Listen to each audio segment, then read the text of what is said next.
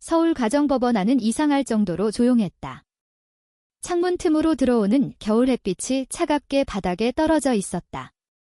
김수진은 의자에 앉아 손을 무릎 위에 가지런히 놓고 있었지만 손끝은 미세하게 떨리고 있었다. 43년이라는 시간이 이렇게 한순간에 정리될 수 있다는 사실을 아직 받아들이지 못하고 있었다. 맞은편에는 박준호가 앉아 있었다. 그는 검은색 오래된 정장을 입고 있었고 자세는 단정했지만 어딘가 힘이 빠져 있었다. 하지만 그의 얼굴에는 불안이나 초조함이 없었다. 오히려 오래된 짐을 내려놓은 사람처럼 담담했다. 판사가 서류를 넘기는 소리만이 공간을 채웠다. 결혼 생활의 시작과 끝, 별거 기간, 그리고 합의 이혼이라는 단어들이 반복되었다. 수지는 그 단어들이 자신과는 전혀 관계없는 이야기처럼 들렸다. 김수진 씨, 마지막으로 말씀하실 것이 있습니까? 판사의 질문이 떨어졌을 때 그녀는 잠시 말을 잇지 못했다. 수십 년의 기억이 한꺼번에 떠올랐다. 좁은 반지하방, 늘 부족했던 생활비, 밤늦게까지 일하고 돌아오면 조용히 책을 읽고 있던 남편의 모습. 그때는 그 모습이 성실함이라고 믿었다. 그러나 시간이 지나면서 그것은 무능함처럼 보이기 시작했다. 저는 목소리가 잠시 끊겼다. 그녀는 숨을 고르고 다시 말했다. 이혼하겠습니다. 그 말이 떨어지는 순간 법정 안공기가 아주 조금 달라졌다. 하지만 누구도 그녀를 말리지 않았다. 이미 오래전에 결정된 결론처럼 모든 것이 흘러가고 있었다. 판사는 고개를 끄덕였다. 그리고 박준호에게 시선을 돌렸다. 피고 측 의견은? 준호는 잠시 아무 말도 하지 않았다. 수지는 그가 어떤 표정을 짓는지 보지 않으려 했다. 그러나 이상하게도 시선이 자꾸 그쪽으로 향했다. 동의합니다. 이 짧은 대답이었다. 감정도 없고 망설임도 없었다. 마치 오래전부터 준비된 문장을 읽는 것처럼 자연스러웠다. 수지는 그 순간 이상한 감각을 느꼈다. 해방감이어야 할 순간인데 오히려 허전함이 밀려왔다. 43년이면 인간의 삶 대부분인데 그것이 이렇게 쉽게 끝난다는 것이 이해되지 않았다. 판사는 서류의 서명을 요청했다. 펜이 종이에 닿는 소리가 유난히 크게 들렸다. 수지는 자신의 이름을 적으면서도 손이 굳어 있었다. 마지막 글자를 마쳤을 때 무언가가 완전히 끊어진 느낌이 들었다. 법정 밖으로 나오자 겨울 공기가 얼굴을 때렸다. 사람들은 각자의 이유로 바쁘게 움직이고 있었고 그녀와 박준호는 그 속에서 잠시 멈춰 서 있었다. 정말 끝난 거야? 수진이 먼저 말했다. 목소리는 차갑게 유지하려 했지만 미세하게 흔들렸다. 준호는 고개를 끄덕였다. 끝났지에 그는 잠시 하늘을 올려다보았다. 흐린 서울의 하늘이었다. 그리고 아주 낮은 목소리로 덧붙였다. 이제 각자 살아야지. 그 말은 이상하게도 아무런 감정이 없었다. 미련도 없고 원망도 없었다. 그 평온함이 오히려 수진의 마음을 더 흔들었다. 당신은 항상 그렇게 말했어. 각자 알아서 괜찮아질 거라고. 그런데 결국 아무것도 괜찮아지지 않았잖아. 수진의 목소리가 점점 높아졌다. 지나가던 사람들이 잠시 쳐다봤지만 그녀는 멈추지 않았다. 나는 평생 당신 대신 돈 벌었어. 당신은 집에 있었고 나는 밖에서 쓰러질 만큼 일했어. 그런데 마지막까지도 당신은 이렇게 아무렇지 않게 서 있네. 준호는 대답하지 않았다. 그의 침묵은 변명도 아니고 반박도 아니었다. 단지 오래된 피로처럼 보였다. 잠시 후 그는 조용히 말했다. 미안해. 이 또 그 말이었다. 수지는 헛웃음을 지었다. 수십 년 동안 들었던 말, 미안하다, 부족하다, 노력하겠다. 그러나 바뀐 것은 아무것도 없었다. 그 말 이제 필요 없어. 수지는 등을 돌렸다. 더 이상 그 얼굴을 보고 있으면 무너질 것 같았다. 감정이 아니라 피로였다. 오래된 삶의 무게였다. 그녀는 택시를 잡아탔다. 차 문이 닫히는 순간 박준호가 그 자리에 서 있는 모습이 마지막으로 보였다. 그는 그녀를 붙잡지 않았다. 손을 흔들지도 않았다. 그냥 서 있었다. 택시가 움직이기 시작하자 창밖의 풍경이 빠르게 지나갔다. 수지는 손을 무릎 위에 올려놓고 있었다. 그런데 손이 계속 떨리고 있었다. 이상했다. 자유를 얻었다고 생각했는데 몸은 그렇지 않았다. 집에 도착했을 때 문을 여는 순간 공기가 달라져 있었다. 익숙한 공간인데 낯설었다. 신발장에는 그의 신발이 없었고 거실에도 그의 흔적이 없었다. 수십 년 동안 함께 있던 사람이 사라졌다는 사실이 이제서야 실감났다. 수지는 천천히 소파에 앉았다. 집은 조용했다. 너무 조용해서 귀가 아플 정도였다. 그날 밤 그녀는 잠을 이루지 못했다. 침대에 누워 천장을 바라보며 계속 같은 생각이 반복됐다. 정말 끝난 걸까?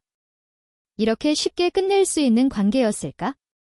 그러나 동시에 다른 감정이 올라왔다. 해방감이었다. 더 이상 누군가를 신경 쓰지 않아도 되고, 설명하지 않아도 되고, 부끄러워하지 않아도 된다는 감각. 하지만 그 감정은 죄책감과 함께 섞여 있었다. 새벽이 되자 그녀는 조용히 일어나 거실로 나왔다. 불이 꺼진 집은 완전히 다른 공간처럼 느껴졌다. 마치 자신이 남의 집에 들어온 것처럼. 그 순간 그녀는 처음으로 생각했다. 이 집에서 가장 무거웠던 것은 가구도 빚도 아니었다. 사람의 존재였다는 것을. 그날 밤 이후 김수진의 일상은 겉으로 보기에는 크게 달라지지 않았다. 같은 아파트, 같은 거실, 같은 시간에 울리는 엘리베이터 소리까지 그대로였다. 하지만 그 안에서 느껴지는 공기는 완전히 달라져 있었다. 마치 오래 함께 살던 사람이 사라진 집이 아니라 처음 들어와 본 빈 공간처럼 낯설었다. 아침이 되면 수지는 습관처럼 일찍 일어났다. 반사적으로 냉장고를 열었지만 더 이상 아침을 챙겨야 할 사람은 없었다. 그 사실을 인식하는 순간마다 손이 잠시 멈췄다. 무언가를 해야 할 이유가 하나씩 사라지고 있었다. 이혼 서류를 제출한 지 이틀째 되던 날, 딸에게서 전화가 왔다. 엄마, 정말 끝난 거야. 딸의 목소리는 놀람과 당황이 섞여 있었다. 수지는 잠시 대답하지 못했다. 끝이라는 단어를 누군가 입으로 말할 때마다 그것이 현실이 되는 느낌이 들었다. 응, 끝났어. 의 짧은 대답이었다. 딸은 잠시 침묵하더니 낮은 목소리로 말했다. 아빠는 뭐라고 안 했어? 그 질문에 수지는 순간 멈칫했다. 박준호. 그는 끝까지 아무것도 하지 않았다. 붙잡지도 않았고 이유를 묻지도 않았고 변명도 하지 않았다. 그 침묵이 오히려 이상하게 마음에 남아있었다. 아무 말도 안 했어. 수진이 그렇게 말하자 딸은 한숨을 쉬었다. 그 사람은 원래 그런 사람이었지. 그 말은 단순한 평가였지만 수진의 가슴 어딘가를 스쳤다. 원래 그런 사람. 그 말은 그를 설명하는 동시에 그를 지워버리는 말 같았다. 전화를 끊고 난 뒤 수지는 한참 동안 소파에 앉아 있었다. 창밖에는 평소와 같은 서울의 아침이 펼쳐져 있었다. 출근하는 사람들, 버스를 기다리는 사람들, 커피를 들고 걷는 사람들. 모두가 어딘가를 향해 움직이고 있었다. 하지만 자신은 어디로 가야 하는지 알 수 없었다. 그날 오후, 수지는 오래된 서랍을 정리하기 시작했다. 이유는 없었다. 단지 가만히 있는 것이 더 불편했기 때문이다. 서랍 안에는 오래된 영수증, 병원 기록, 아이들 학원비 영수증 같은 것들이 쌓여 있었다. 그리고 맨 아래쪽에서 낡은 수첩 하나가 나왔다. 겉표지는 이미 닳아서 색이 발해 있었다. 수지는 무심하게 펼쳤다. 처음 몇 페이지는 별것 없는 메모였다. 장보기 목록, 병원 예약 날짜, 전기세 납부일 같은 것들. 하지만 페이지를 넘길수록 글씨의 톤이 달라졌다. 그날도 수지는 처음에는 그것이 단순한 개인 기록이라고 생각했다. 그러나 어느 순간부터 문장이 이상하게 길어지기 시작했다. 오늘 수진이 많이 피곤해 보였다. 내가 더 도와야 하는데 방법을 모르겠다. 수진의 손이 잠시 멈췄다. 다음 페이지에는 또 다른 문장이 있었다. 수진이 웃었다. 그 웃음만으로도 하루가 버틸 수 있다. 숨이 잠깐 멈춘 것 같았다. 수진은 페이지를 넘기는 속도를 늦췄다. 기록은 계속 이어지고 있었다. 수진이 야근하고 돌아왔다. 발이 부어 있었다. 아무 말도 하지 못했다.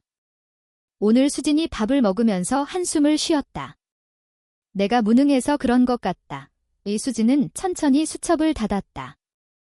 하지만 다시 열었다. 무언가 잘못 본 것 같았다. 이것이 정말 박준호의 글일까?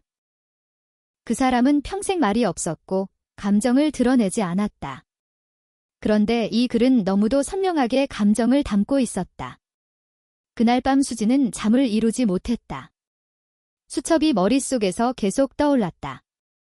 그는 항상 거실에 앉아 있었다. 책을 읽거나 신문을 보거나 아무 말 없이 시간을 보내던 사람. 그 모든 시간이 이런 생각들로 채워져 있었다는 것이 이해되지 않았다. 며칠 후 수진은 결국 서랍 깊숙한 곳에 있던 다른 물건까지 꺼냈다. 오래된 사진 앨범이었다. 결혼 초기의 사진들이었다. 좁은 방, 낡은 책상, 그리고 웃고 있는 젊은 자신과 박준호. 그때의 그는 지금과 달랐다. 눈빛이 조금 더 밝았다. 하지만 무엇보다 중요한 것은 그 시절 수진의 얼굴이었다. 지금과는 다르게 그 얼굴에는 피로 대신 기대가 있었다. 그녀는 사진을 오래 바라보았다. 그때는 정말 몰랐다. 시간이 지나면서 무엇이 변했는지 아니면 자신이 변했는지. 그날 저녁 수진은 처음으로 박준호의 번호를 눌렀다. 손이 잠시 망설였지만 결국 통화 버튼을 눌렀다. 신호음이 몇 번 울린 뒤 익숙한 목소리가 들렸다. 무슨 일 있어? 아무 감정도 없는 목소리였다. 수진은 잠시 말을 잇지 못했다. 수첩을 본 이후로 준비했던 질문들이 모두 사라졌다. 그냥 잘 지내나 해서 짧은 침묵이 흘렀다. 잘 지내 이 그의 대답은 단순했다. 그리고 이어졌다. 필요한 거 있으면 말해. 그 말은 이상하게도 낯설지 않았다. 항상 그는 그렇게 말했다. 필요한 거 있으면 말하라고. 하지만 수진은 한 번도 제대로 그 말을 받아들인 적이 없었다. 아무것도 아니야. 수진은 그렇게 말하고 전화를 끊었다. 전화가 끊어진 뒤에도 손은 한동안 움직이지 않았다. 이상했다. 분명 자신이 먼저 이혼을 선택했고 끝낸 사람도 자신이었다. 그런데 지금 느껴지는 감정은 해방이 아니었다. 오히려 설명하기 어려운 무게가 천천히 가슴을 눌러오고 있었다. 그날 밤 수진은 다시 수첩을 펼쳤다. 같은 문장을 반복해서 읽었다. 수진이 웃었다. 그 웃음만으로도 하루가 버틸 수 있다. 처음에는 무심하게 넘겼던 문장이 이제는 다르게 보였다. 그 문장 속에서 살아있던 사람은 자신이 아니라 그 사람이었다. 그날 이후 김수진의 마음은 이상하게도 가라앉지 않았다. 시간이 지나면 잊힐 줄 알았던 감정은 오히려 더 선명해지고 있었다. 특히 밤이 되면 조용한 집안에서 박준호의 목소리가 들리는 것처럼 느껴졌다. 필요한 거 있으면 말해. 그 짧은 문장이 머릿속에서 계속 반복되었다. 수진은 자신이 왜 이렇게 흔들리는지 이해하지 못했다. 이혼을 선택한 사람은 자신이었다. 평생을 참고 견디다 결국 결정을 내린 것도 자신이었다.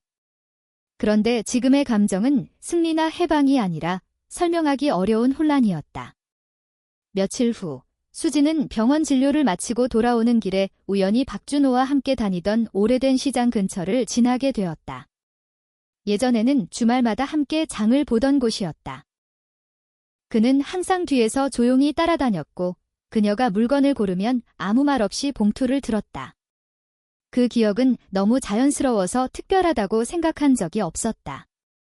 시장 입구에 들어선 순간 수지는 잠시 걸음을 멈췄다. 사람들의 목소리, 음식 냄새, 익숙한 풍경이 한꺼번에 밀려왔다. 그리고 그 모든 것 속에서 박준호의 빈자리가 선명하게 느껴졌다. 그때였다. 그녀는 시장 한쪽 작은 가게 앞에서 멈춰 서 있는 남자를 보았다. 처음에는 단순히 닮은 사람이라고 생각했다. 그러나 가까이 다가갈수록 그가 박준호라는 사실이 분명해졌다. 그는 예전과 크게 다르지 않았다. 여전히 말라 있었고 옷차림도 소박했다. 다만 손에는 장바구니가 없었다. 그는 혼자 서서 채소를 고르고 있었다. 과거라면 반드시 그녀 옆에 있었을 사람이었다. 수지는 순간 발걸음을 멈췄다. 그에게 다가가야 할지, 그냥 지나쳐야 할지 판단이 서지 않았다. 결국 그녀는 몇 걸음 뒤에서 그를 지켜보았다. 박준호는 상인을 향해 짧게 물었다. 이건 얼마입니까? 목소리는 변하지 않았다. 낮고 감정이 거의 없는 목소리였다. 하지만 이상하게도 그 목소리는 예전보다 더 멀게 느껴졌다. 마치 다른 세계에서 들려오는 것처럼. 그는 물건을 고르고 계산을 마친 뒤 천천히 돌아섰다. 그 순간 그의 시선이 수진과 마주쳤다. 짧은 침묵이 흘렀다. 여기서 뭐해? 그가 먼저 물었다. 놀람도 없고 반가움도 없었다. 단지 자연스럽게 묻는 말이었다. 수지는 잠시 대답하지 못했다. 병원 갔다 오는 길이야. 이 짧은 대답이었다. 그는 고개를 끄덕였다. 괜찮아. 그 질문 역시 예전과 다르지 않았다. 항상 그는 그런 식으로 물었다. 깊게 파고들지 않고 부담을 주지 않는 방식으로. 괜찮아. 수진이 그렇게 말하자 그는 더 묻지 않았다. 잠시 침묵이 흐른 뒤 그는 장바구니를 들었다. 나 먼저 간다. 그 말이 끝이었다. 그는 돌아섰고 다시 시장 안으로 걸어갔다. 수지는 그 자리에 그대로 서 있었다. 이상하게도 그 짧은 만남이 더 오래 남았다. 과거의 모든 시간이 그 몇 초 안에 압축된 것처럼 느껴졌다. 집으로 돌아온 수지는 그날 밤 쉽게 잠들지 못했다. 시장에서 본 그의 모습이 계속 떠올랐다. 혼자 장을 보고 아무렇지 않게 물건을 고르던 모습. 그 장면은 이상하게 낯설었다. 마치 원래 그래야 했던 것이 바뀌어버린 느낌이었다. 며칠 뒤 수지는 다시 그 수첩을 펼쳤다. 박준호의 글이었다. 수진이 오늘 시장에서 피곤해 보였다. 아무 말도 하지 못했다. 대신 내가 더 빨리 움직여야 한다. 수진의 손이 멈췄다. 그 문장은 오래된 기억과 정확히 겹쳤다. 시장에서 늘 묵묵히 따라다니던 그의 모습. 그때는 아무 의미 없는 행동이라고 생각했다. 하지만 지금 읽는 문장은 전혀 다른 의미를 가지고 있었다. 그는 항상 보고 있었다. 그리고 항상 계산하고 있었다. 무엇을 해야 그녀가 덜 힘들지, 무엇을 해야 그녀가 짜증을 내지 않을지. 수지는 수첩을 덮었다. 그러나 머릿속에서는 또 다른 기억이 떠올랐다. 박준호가 가끔 돈을 어디서 구해오는지 설명하지 않았던 순간들. 병원비, 학비, 생활비. 그는 항상 친구에게 빌렸다고 말했다. 그 말은 너무 자연스러워서 의심조차 하지 않았다. 하지만 지금은 그 말이 이상하게 들렸다. 친구에게 그렇게 자주 돈을 빌릴 수 있었을까? 그리고 왜 그는 한 번도 그것을 문제로 삼지 않았을까? 그날 밤, 수지는 처음으로 그의 친구에게 전화를 걸었다. 오래전 결혼식에도 왔던 대학 동기였다. 전화가 연결되자 상대는 잠시 놀란 듯 침묵했다. 수진 씨. 네, 저 박준호 씨에 대해 좀 물어보고 싶어서요. 상대는 잠시 말이 없었다. 그리고 낮은 목소리로 말했다. 그 사람 요즘 연락 안 되지? 수지는 잠시 멈칫했다. 이혼했어요. 그 말이 떨어지자 전화 너머 공기가 달라졌다. 그랬군. 긴 침묵 이후 그는 조심스럽게 말했다. 준호는 원래 말이 없는 사람이었어요. 그런데 사실 아무도 몰랐던 게 하나 있어요. 수지는 숨을 삼켰다. 무슨 말이에요? 상대는 잠시 망설였다. 그 사람 돈이 없었던 적이 거의 없었어요. 그 순간 수지는 손에서 힘이 빠지는 것을 느꼈다. 전화기를 잡고 있었지만 목소리가 멀게 들렸다. 그게 무슨 뜻이에요? 상대는 천천히 말했다. 준호는 항상 무언가를 가지고 있었어요. 단지 말하지 않았을 뿐이에요. 그날 밤 전화를 끊고 난 뒤 김수지는 한참 동안 움직이지 못했다. 손에 들린 전화기는 이미 꺼져 있었지만 상대의 마지막 말이 머릿속에서 계속 반복되고 있었다. 그 사람은 돈이 없었던 적이 거의 없었어요. 그 문장은 단순한 정보가 아니었다. 그것은 지금까지 그녀가 알고 있던 모든 시간의 방향을 뒤집는 말이었다. 수지는 천천히 소파에 앉았다. 집안은 여전히 조용했다. 하지만 그 조용함이 이제는 익숙하지 않았다. 오히려 낯설고 불편했다. 마치 누군가가 항상 있던 자리를 비워둔 것이 아니라 처음부터 그 자리가 다른 의미였던 것처럼 느껴졌다. 박준호는 늘 집에 있었다. 일을 하지 않는 사람처럼 보였다. 특별한 외출도 없었고 화려한 소비도 없었다. 그래서 그녀는 그를 당연히 아무것도 없는 사람이라고 생각했다. 하지만 친구의 말은 그 전제를 무너뜨리고 있었다. 돈이 없었던 적이 거의 없었다. 그렇다면 지금까지의 43년은 무엇이었을까? 수지는 무의식적으로 서랍을 열었다. 그리고 다시 그 수첩을 꺼냈다. 이미 여러 번 읽었던 기록이었지만 오늘은 전혀 다른 느낌이었다. 페이지를 넘길수록 글씨가 점점 더 또렷하게 보였다. 수진이 오늘 야근했다. 얼굴이 창백했다. 내가 대신할 수 있는 게 아무것도 없다. 수진이 병원비 걱정을 했다. 나는 아무 말도 하지 못했다. 이전에는 단순한 기록처럼 보였던 문장들이 이제는 다른 의미를 가지기 시작했다. 그것은 관찰이 아니라 계산이었다. 감정이 아니라 책임이었다. 수지는 수첩을 덮었다. 그리고 자리에서 일어났다. 집안을 천천히 걸었다. 거실, 주방, 작은 방까지. 모든 것이 익숙했지만 동시에 낯설었다.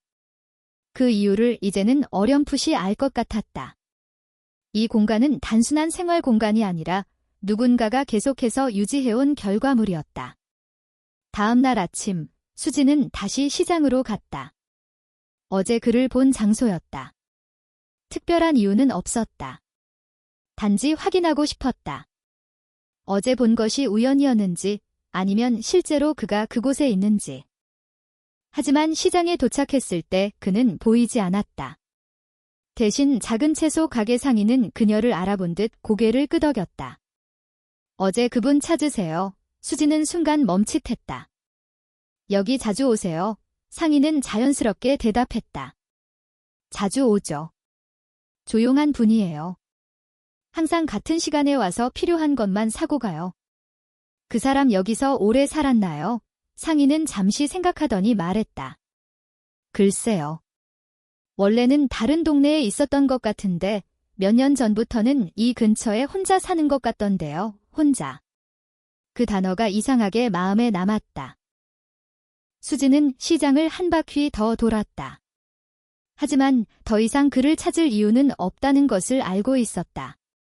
문제는 그가 어디에 있느냐가 아니었다. 문제는 지금까지 자신이 무엇을 보지 못했는지였다. 집으로 돌아온 뒤 수지는 다시 전화를 들었다. 이번에는 다른 번호였다. 박준호의 또 다른 대학 동기였다. 그녀는 조심스럽게 물었다. 박준호 씨가 예전에 어떤 일을 했는지 아세요? 상대는 잠시 웃었다. 왜요? 이제 와서 그 사람 이야기 궁금해졌어요. 그 말에는 약간의 씁쓸함이 섞여 있었다. 그 사람 원래 유명했어요. 머리 좋고 투자 감각도 뛰어나고. 그런데 가족 문제 때문에 다 내려놓았죠. 왜 수지는 숨을 삼켰다. 내려놓았다고요? 내 아버지 빚 때문에 회사 관두고 주식 시작했어요. 그때 이미 결과는 다 나와 있었죠. 대부분 사람들은 망한다고 했는데 그 사람은 오히려 더 크게 벌었어요. 수지는 아무 말도 하지 못했다. 상대는 이어서 말했다. 그런데 이상한 게 하나 있어요. 돈을 벌기 시작한 이후로도 그는 거의 아무 말도 안 했어요. 돈을 쓰지도 않았고 과시도 안 했고 그냥 사라진 사람처럼 살았죠. 전화가 끊긴 뒤에도 수지는 한동안 움직이지 못했다. 사라진 사람처럼 살았다. 그 문장은 그녀의 머릿속에서 계속 반복되었다. 그날 저녁, 수지는 다시 그 수첩을 펼쳤다. 그리고 가장 오래된 페이지를 찾았다. 아버지 빚이 해결되지 않았다. 내가 해결해야 한다. 수진에게는 말하지 않기로 했다. 이 수지는 눈을 떼지 못했다. 그 문장은 처음이었다. 그녀의 이름이 기록 속에서 단순한 가족이 아니라 보호해야 할 대상으로 등장한 순간이었다. 다음 페이지에는 더 오래된 기록이 있었다. 수지는 나를 믿고 있다. 그 믿음을 지키고 싶다. 오수지는 손을 천천히 내렸다. 그제야 조금씩 보이기 시작했다. 지금까지 그녀가 알고 있던 삶은 단편적인 것이었다는 것을. 그는 항상 설명하지 않았고 그녀는 항상 묻지 않았다. 그 사이에서 시간이 쌓였고 오해가 굳어졌다. 그날 밤 수지는 잠들지 못했다. 천장을 바라보며 계속 생각했다. 만약 처음부터 알고 있었다면? 만약 그가 조금만 더 설명했더라면? 아니면 자신이 조금만 더 물어봤더라면? 하지만 이미 늦었다는 생각이 더 강하게 다가왔다. 창밖에는 서울의 불빛이 여전히 밝게 빛나고 있었다. 그러나 그 불빛 속에서 그녀는 처음으로 자신이 얼마나 멀리 와 있는지 느끼고 있었다. 며칠 동안 김수지는 거의 잠을 이루지 못했다. 눈을 감으면 떠오르는 것은 과거가 아니라 현재의 공백이었다. 박준호가 사라진 집은 여전히 같은 구조를 가지고 있었지만 모든 것이 균형을 잃은 듯 흔들리고 있었다. 그녀는 이제 알 수 있었다. 그가 떠난 것이 아니라 자신이 그를 제대로 보지 못한 채 살아왔다는 사실을. 그러나 그 사실을 받아들이는 것은 또 다른 고통이었다. 이해와 후회는 같은 것이 아니었다. 이해했다고 해서 시간이 되돌아오는 것은 아니었다. 그날 오후, 수지는 다시 시장을 찾았다. 이유는 분명하지 않았다. 단지 어딘가에서 그를 다시 마주할 것 같은 느낌이 들었기 때문이다. 그러나 시장은 평소와 다름없이 붐볐고 박준호의 모습은 어디에도 없었다. 대신 그녀는 한 작은 가게 앞에서 발걸음을 멈췄다. 그곳의 상인은 그녀를 기억하고 있었다. 어제도 오셨죠. 수지는 가볍게 고개를 끄덕였다. 그 사람 오늘은 안 왔나요? 상인은 잠시 생각하더니 말했다. 요즘은 자주 안 오세요. 예전에는 거의 매일 왔는데. 언제부터요? 글쎄요. 한 몇 년 전부터였던 것 같아요. 그때부터는 뭔가 조용해졌어요. 조용해졌다는 말이 이상하게 마음에 남았다. 그는 원래 조용한 사람이었다. 그런데 그 조용함이 더 깊어졌다는 것은 무엇을 의미하는 것일까? 집으로 돌아오는 길, 수지는 문득 오래된 기억 하나를 떠올렸다. 아이들이 어렸을 때였다. 어느 날 학교 행사 때문에 돈이 급하게 필요했던 적이 있었다. 그때도 박준호는 아무 말 없이 돈을 준비했다. 그녀는 어디서 났는지 묻지 않았다. 그저 어떻게든 구했겠지라고 생각했다. 그런데 지금 생각해보면 그 모든 순간이 너무 자연스러웠다. 너무 자연스러워서 의심할 필요조차 느끼지 못했던 것이다. 그날 밤, 수지는 다시 수첩을 펼쳤다. 그리고 한 페이지에서 오래 머물렀다. 민지 학비. 해결 완료. 수지는 알지 못하게 해야 한다. 그 문장은 짧았지만 이상하게 무거웠다. 다음 날, 수지는 용기를 내어 박준호의 친구를 다시 만났다. 이번에는 직접 찾아갔다. 오래된 카페였다. 그는 그녀를 보자 잠시 망설였지만 자리를 권했다. 요즘 계속 준호 생각이 나나 보네요. 수지는 대답하지 못했다. 잠시 침묵이 흐른 뒤 그는 천천히 말을 이었다. 그 사람 원래는 굉장히 치밀한 사람이었어요. 숫자에 강했고 상황 판단도 빠르고. 그런데 이상하게도 사람들은 그걸 잘 몰랐죠. 왜? 수지는 조용히 물었다. 그럼 왜 아무것도 안 하는 사람처럼 살았던 거예요? 그 질문에 그는 잠시 웃었다. 그러나 그 웃음은 가벼운 것이 아니었다. 안 한 게 아니라 못한 게 아니라 안 보이게 한 거죠. 수지는 그 말을 이해하지 못했다. 왜요? 그는 잠시 커피를 바라보았다. 처음에는 아버지 빚 때문이었어요. 그건 사실이에요. 그런데 그 이후가 문제였죠. 돈이 생기기 시작했을 때 그는 한 가지 결정을 했어요. 수지는 숨을 삼켰다. 무슨 결정이요? 자기가 돈이 있다는 사실을 숨기기로 한 거예요. 그 말은 너무 단순해서 오히려 현실감이 없었다. 왜요? 그는 잠시 침묵했다. 이유는 하나였어요. 사람이 변하는 걸 보고 싶지 않았던 거죠. 수지는 고개를 천천히 들었다. 사람이 변한다는 게 무슨 뜻이에요? 그는 조용히 말했다. 처음에는 돈이 없어도 괜찮다고 했던 사람이 시간이 지나면서 점점 달라지는 걸 봤대요. 말투도, 시선도, 기대도. 그래서 두려웠던 거죠. 돈이 아니라 사람 자체가 변하는 게. 수지는 아무 말도 하지 못했다. 그는 말을 이어갔다. 그래서 그는 선택했어요. 계속 가난한 사람처럼 살기로. 수지는 그 순간 손끝이 차가워지는 것을 느꼈다. 그럼 나한테도 일부러 그렇게 보였다는 거예요. 그는 잠시 머뭇거렸다. 그건 아니에요. 그는 오히려 반대였어요. 당신이 그를 어떻게 보는지가 중요했죠. 수지는 혼란스러웠다. 무슨 뜻이에요? 그는 조용히 말했다. 당신이 처음 그를 좋아했던 이유는 돈이 아니었잖아요. 그걸 그는 기억하고 있었어요. 그래서 지키고 싶었던 거예요. 처음에 그 상태를. 수지는 천천히 눈을 감았다. 기억이 떠올랐다. 아무것도 없던 시절, 좁은 방에서 함께 웃던 순간들. 그때는 정말 단순했다. 돈이 아니라 사람이었다. 하지만 시간이 지나면서 그 단순함은 사라졌다. 그녀는 조용히 물었다. 그럼 나는 그 사람을 잃은 게 아니라 내가 바꾼 건가요? 그 질문에 그는 대답하지 않았다. 대신 아주 낮게 말했다. 그건 아무도 확실히 말할 수 없어요. 카페를 나왔을 때 수지는 오래 서 있었다.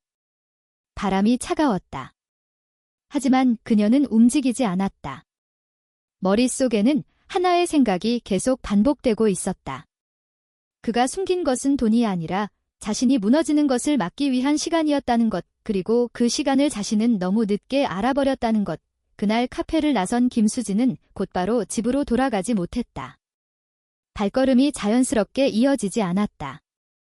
마치 목적지를 잃어버린 사람처럼 서울의 거리 한가운데에서 잠시 멈춰섰다. 사람들은 여전히 바쁘게 움직이고 있었다. 전화로 누군가와 이야기하는 사람, 손에 커피를 들고 빠르게 걷는 사람, 서로 웃으며 지나치는 사람들. 그 모든 풍경 속에서 수지는 자신만이 멈춰 있는 것처럼 느껴졌다. 머릿속에는 계속 같은 문장이 맴돌았다. 그는 돈을 숨긴 것이 아니라 자신이 변하는 것을 막기 위해 숨겼다는 말이요. 그리고 그 선택이 43년이라는 시간을 만들어냈다는 사실. 수지는 이해하려고 했지만 이해하는 것과 받아들이는 것은 달랐다. 머리로는 알 것 같았지만 가슴은 계속 거부하고 있었다. 집에 돌아왔을 때 문을 여는 순간 공기가 달라져 있었다. 여전히 익숙한 공간이었지만 이제는 완전히 다른 의미를 가진 공간처럼 느껴졌다. 과거에는 단순한 생활의 장소였지만 지금은 무언가가 남겨진 흔적처럼 보였다. 수지는 소파에 앉았다. 아무 소리도 나지 않았다. 텔레비전도 켜지지 않았고 누군가의 숨소리도 없었다. 그런데 이상하게도 그 침묵 속에서 박준호의 존재가 더 크게 느껴졌다. 그날 밤 수지는 오래된 앨범을 다시 꺼냈다. 결혼 초기의 사진들이었다. 그 속에 박준호는 지금과는 전혀 다른 사람이었다. 조금 더 젊고 조금 더 생기 있었으며 무엇보다 눈빛이 달랐다. 그 눈빛 속에는 아직 미래가 있었다.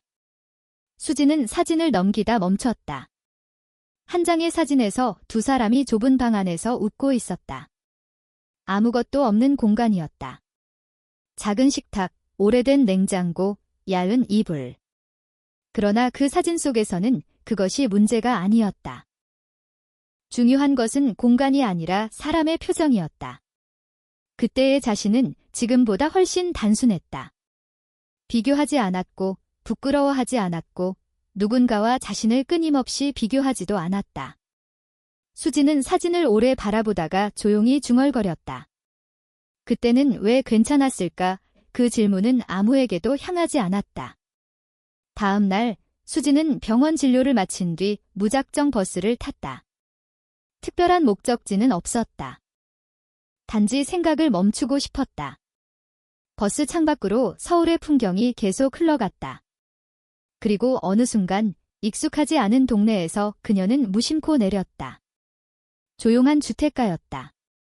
오래된 집들이 줄지어 있었고 좁은 골목 사이로 바람이 지나갔다. 그때였다. 골목 끝 작은 마당 앞에서 익숙한 실루엣이 보였다. 박준호였다. 그는 혼자 서 있었다. 예전처럼 특별한 행동을 하고 있지 않았다. 단지 마당 한쪽에서 무언가를 정리하고 있었다. 작은 상자와 오래된 나무 의자들이 놓여 있었다. 수지는 천천히 그쪽으로 걸어갔다. 이번에는 도망치지 않았다. 그를 마주하는 것이 더 이상 두렵지 않다고 느낀 것은 아니었다. 단지 피하는 것이 의미 없다는 것을 알게 되었기 때문이었다. 여기 있었네. 그녀의 목소리에 박준호는 천천히 고개를 돌렸다. 놀라움은 크지 않았다.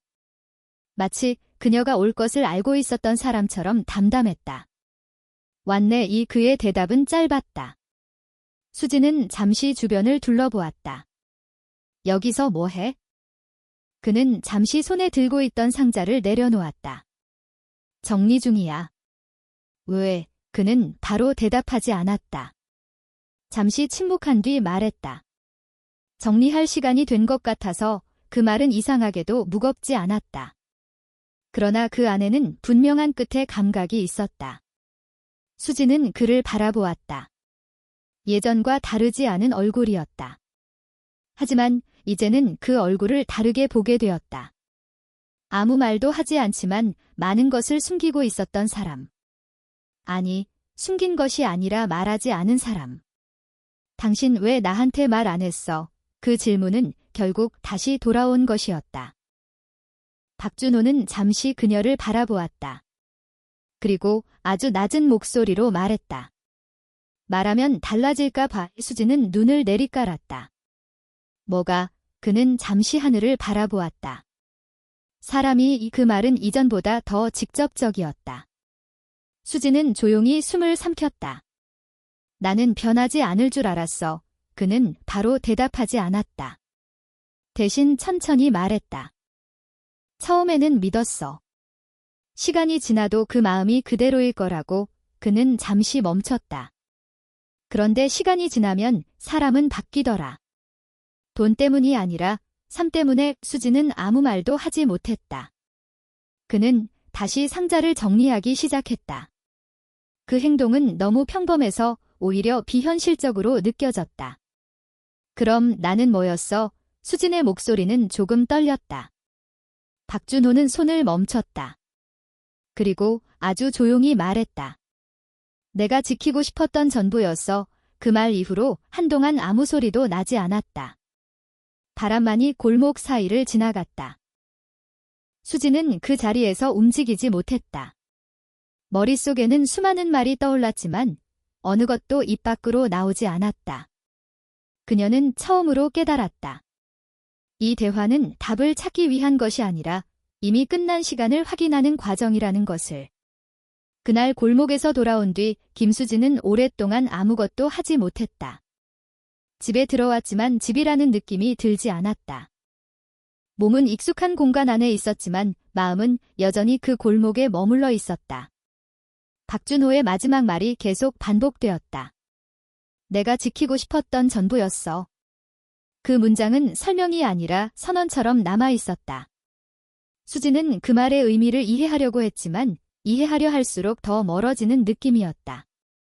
그날 이후 그녀는 이상하게도 더 자주 과거를 떠올리게 되었다. 잊고 지냈다고 생각했던 장면들이 하나씩 다시 떠올랐다. 좁은 방, 오래된 전기장판, 아이들이 잠든 밤의 고요함, 그리고 늘 같은 자리에서 책을 읽던 박준호의 모습.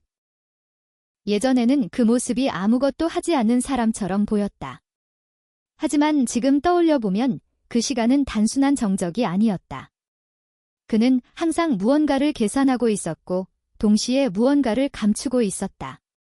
수지는 자신이 그를 얼마나 단순하게 이해했는지 깨닫고 있었다. 며칠 후 그녀는 다시 시장 근처를 지나갔다. 의도한 것은 아니었다. 단지 병원에서 돌아오는 길이었다. 하지만 발걸음은 자연스럽게 그쪽으로 향했다. 시장 입구는 여전히 소란스러웠다. 사람들의 목소리, 물건을 사고 파는 소리, 익숙한 냄새들. 그러나 이제 그곳은 예전과 다르게 보였다. 그 안에 있던 사람 하나가 사라졌기 때문이었다. 수지는 잠시 멈춰 서 있었다. 그때 한 상인이 그녀를 알아보고 다가왔다. 아, 그분 부인 되시죠? 수지는 잠시 망설이다가 고개를 끄덕였다. 요즘 안 보이시던데요. 그 말은 가볍게 던진 질문이었지만 수진에게는 다르게 들렸다. 여기 자주 오셨어요. 상인은 고개를 끄덕였다.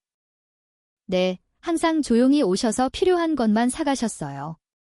말도 거의 없고. 근데 요즘은 안 보이네요. 수지는 아무 말도 하지 못했다. 언제부터 안 보였나요? 상인은 잠시 생각했다. 글쎄요. 며칠 전까진 봤던 것 같은데 갑자기 안 보이네요. 수지는 고개를 숙였다. 그 말은 이상하게 마음에 걸렸다. 갑자기 안 보인다는 표현이 불길하게 느껴졌다. 그날 밤 수지는 잠을 이루지 못했다. 창밖을 바라보다가 결국 자리에서 일어났다. 불안이라는 감정이 이유 없이 커지고 있었다. 다음 날 아침, 그녀는 결국 박준호가 있던 동네로 갔다. 그 골목이었다. 몇 번 왔던 곳이었지만 오늘은 공기가 다르게 느껴졌다. 골목 끝 작은 집 앞에 도착했을 때 문은 닫혀 있었다.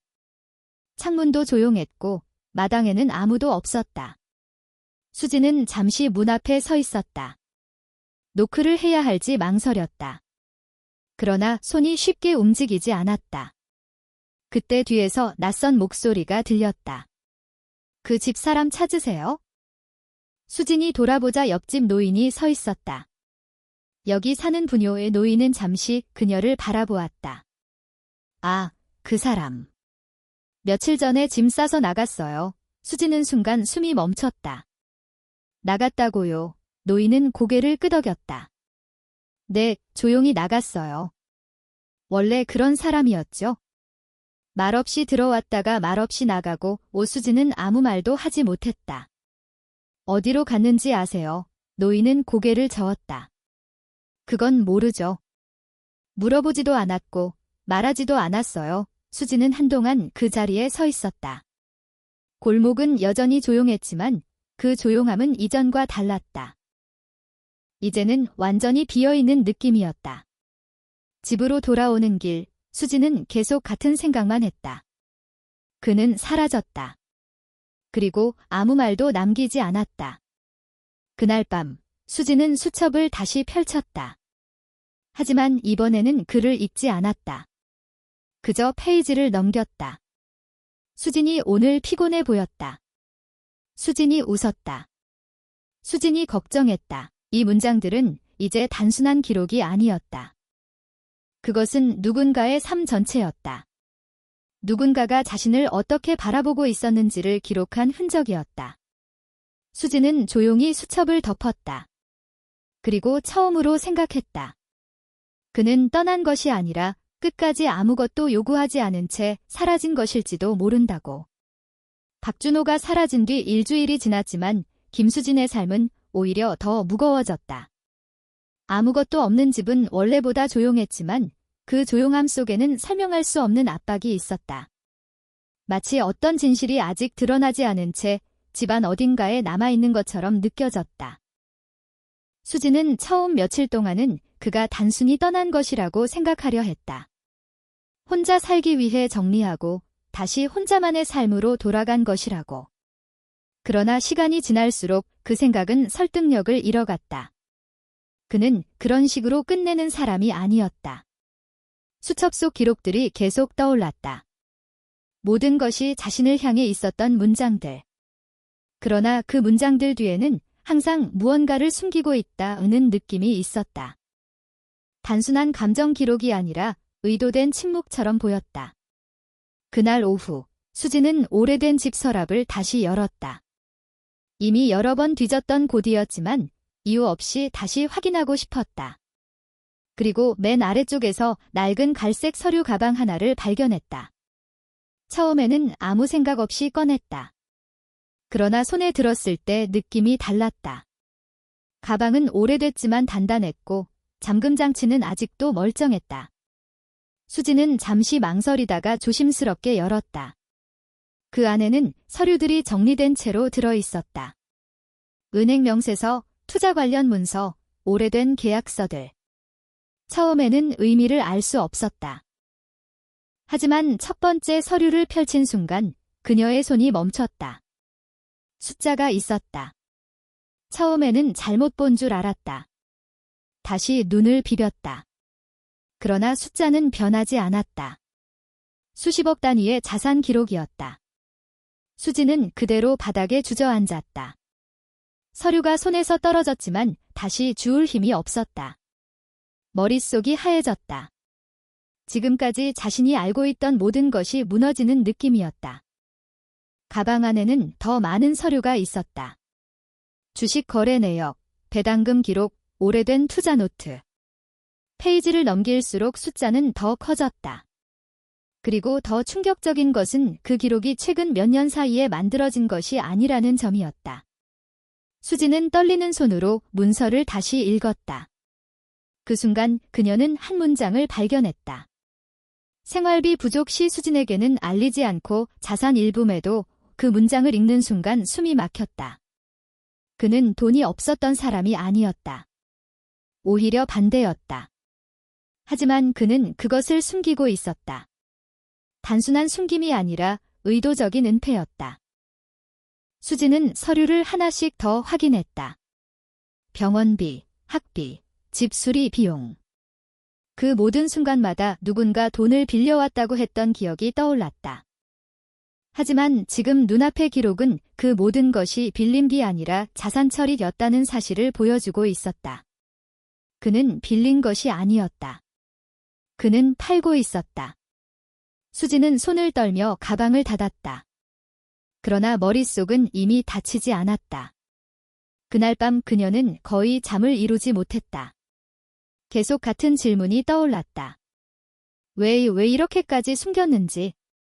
다음 날 수지는 결국 은행에 전화를 걸었다. 오래된 계좌 정보와 관련된 문의였다. 처음에는 개인정보 때문에 아무것도 알려줄 수 없다는 답이 돌아왔다. 하지만 여러 번 설명한 끝에 담당자는 조심스럽게 말했다. 김준호 씨 계좌는 일반적인 수준이 아닙니다. 수지는 숨을 삼켰다. 어떤 의미인가요? 상대는 잠시 망설이다가 말했다. 오래전부터 상당한 규모의 자산을 운용하셨고 지속적으로 투자 수익이 있었습니다. 현재도 상당한 금액이 남아 있습니다. 수지는 전화기를 든 손에 힘이 빠지는 것을 느꼈다. 그럼 그 사람은? 말이 끝나지 않았다. 상대는 조심스럽게 덧붙였다. 정확한 금액은 개인정보라 말씀드리기 어렵지만 일반적인 생활 수준과는 전혀 다른 수준입니다. 전화가 끊어진 뒤 수지는 한동안 움직이지 못했다. 집 안은 조용했다. 그러나 그 조용함은 더 이상 익숙한 것이 아니었다. 그것은 낯선 진실이 남긴 공백이었다. 그녀는 천천히 거실로 나왔다. 그리고 오래된 사진 한 장을 집어들었다. 결혼 초기 사진이었다. 그때의 그는 지금과 전혀 다른 사람이었다. 하지만 지금 그 사진은 다른 의미로 보였다. 그는 처음부터 특별한 사람이었다. 단지 그녀가 그것을 보지 못했을 뿐이었다. 그날 저녁, 수지는 다시 은행 기록을 떠올렸다. 그리고 갑자기 한 가지 가능성이 떠올랐다. 그는 단순히 돈을 숨긴 것이 아니었다. 그는 보여지는 자신을 숨기고 있었다. 그 이유는 무엇일까? 수지는 서류 가방을 다시 열었다. 그리고 마지막 페이지에서 한 문장을 발견했다.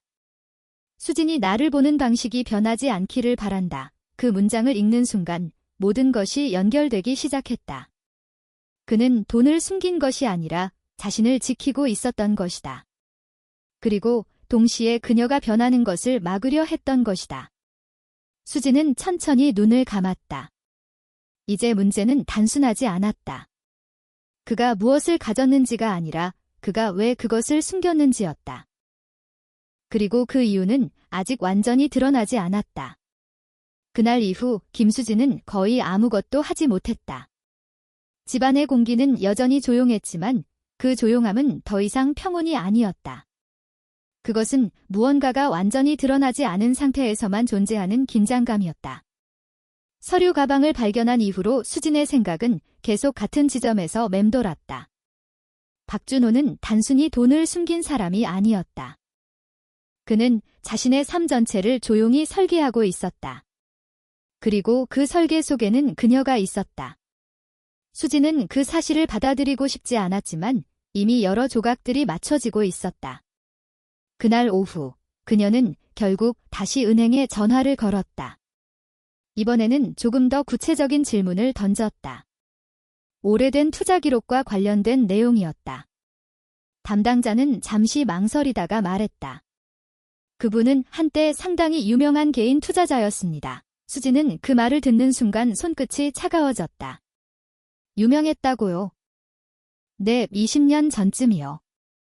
큰 시장 변동 때마다 정확하게 반대 방향으로 움직였던 사람입니다.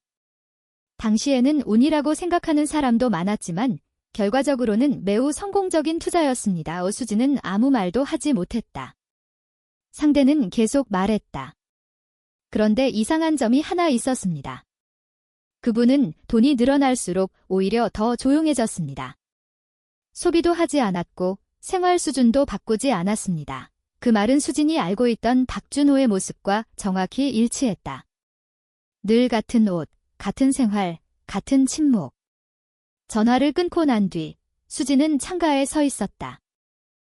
바깥은 평소처럼 움직이고 있었지만 그녀의 안에서는 무언가가 계속 무너지고 있었다. 그는 왜 그렇게까지 숨겼을까? 그 질문은 이제 다른 형태로 변하고 있었다.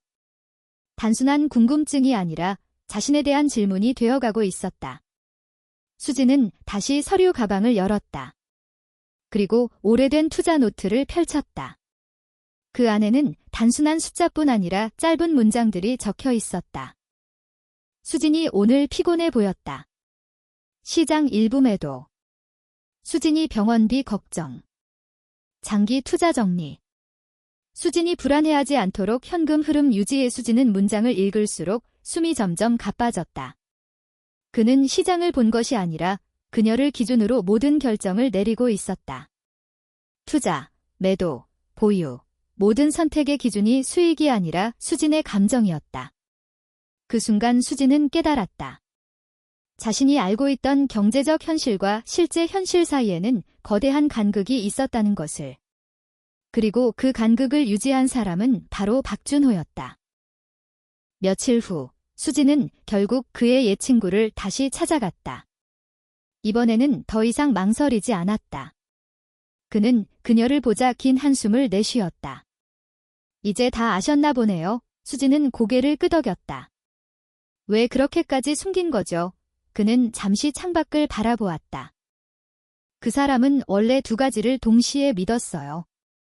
돈은 사람을 바꾼다. 그리고 사람은 돈을 숨기지 못한다. 수진은 조용히 들었다. 그는 말을 이어갔다.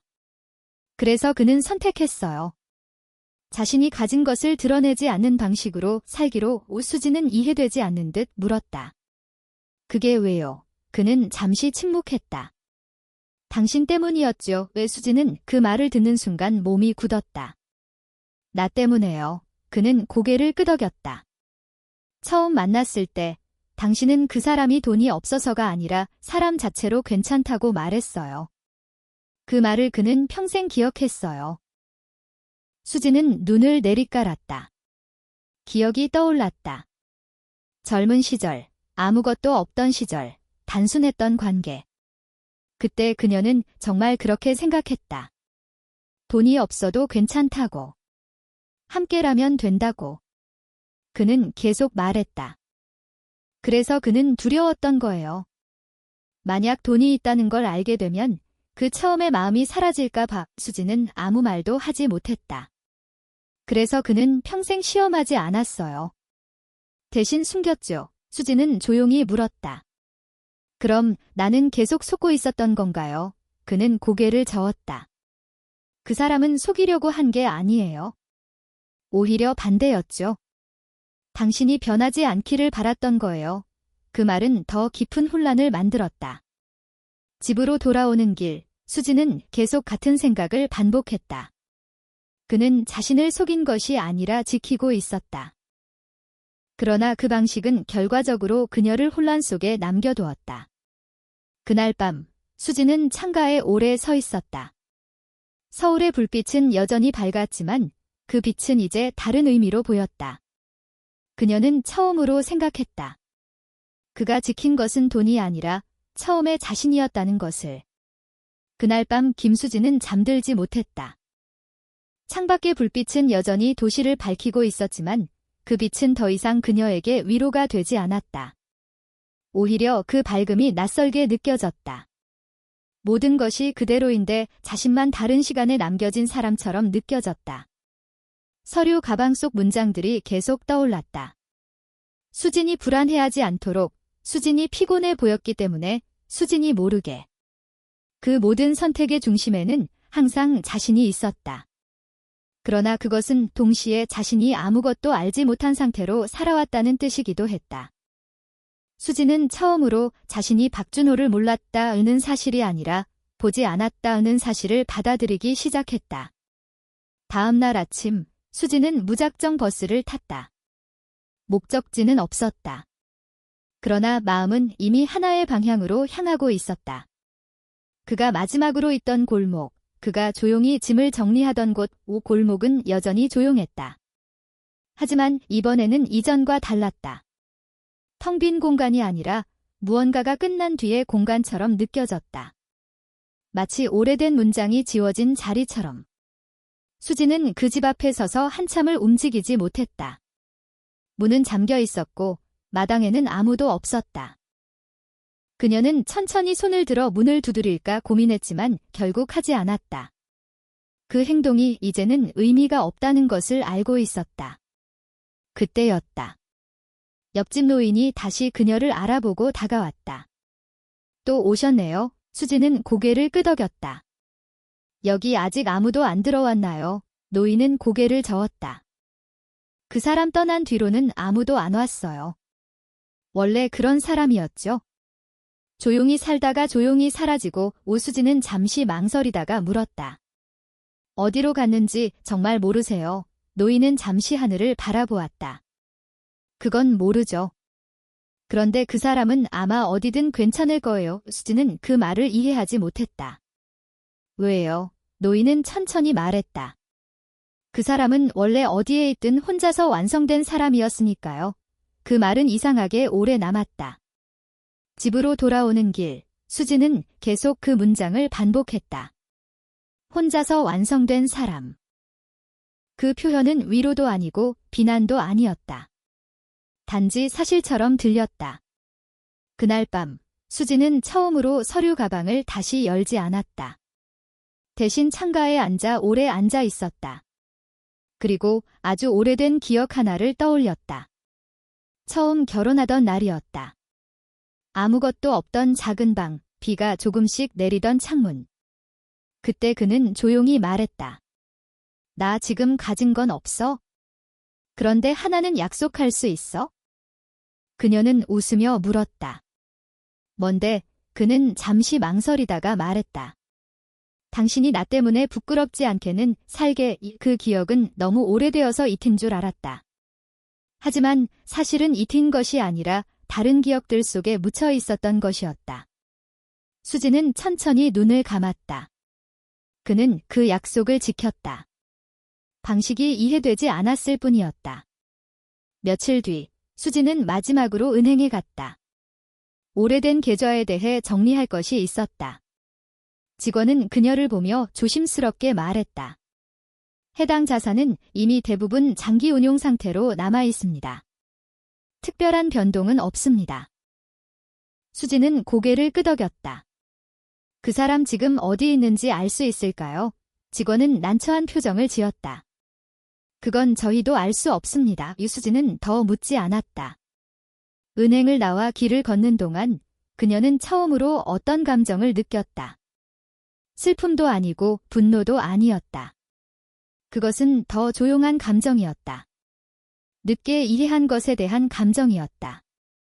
그날 저녁, 수지는 집으로 돌아와 서류 가방을 조용히 닫았다. 그리고 그것을 예전 자리 그대로 두었다. 더 이상 확인할 이유가 없다고 느꼈다. 그는 사라진 것이 아니라 자신의 방식대로 끝낸 것이었다. 수지는 창밖을 바라보았다. 도시의 불빛은 여전히 반짝이고 있었다. 그러나 그 빛 속에서 그녀는 처음으로 아주 오래된 감정을 떠올렸다. 사랑은 사라진 것이 아니라 이해되지 못한 채 남아있을 수 있다는 것, 그리고 어떤 사람은 설명하지 않고도 평생 한 사람을 지키며 살아갈 수 있다는 것. 그 사실을 깨닫는데 너무 오래 걸렸다는 것. 수지는 조용히 중얼거렸다. 이제는 너무 늦었구나. 그리고 처음으로 아무것도 바꾸려 하지 않은 채 그 밤을 그대로 받아들였다.